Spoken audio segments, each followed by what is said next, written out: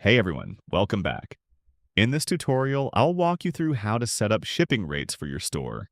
Go to the dashboard and open the shipping section. Click Add Zone, then select the country where you want to offer shipping.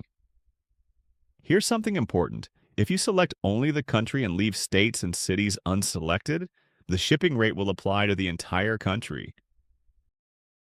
For example, if I only want to sell in Texas, I'll select the United States first, then specifically choose Texas.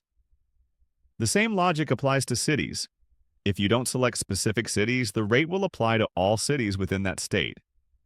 If you want more control, simply choose the exact cities where you want the rate to apply.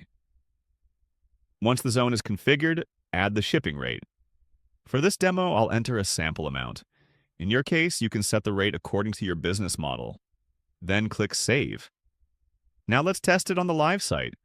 Go to the storefront, add a product to the cart, and proceed to checkout. So here we've defined the country and state. Once a customer selects the state, the correct shipping rate will automatically be applied. You can also create multiple shipping zones with custom rates. At the country level only, country and state, or even country, state, and city.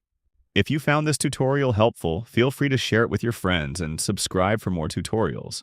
Thanks for watching, and I'll see you in the next one.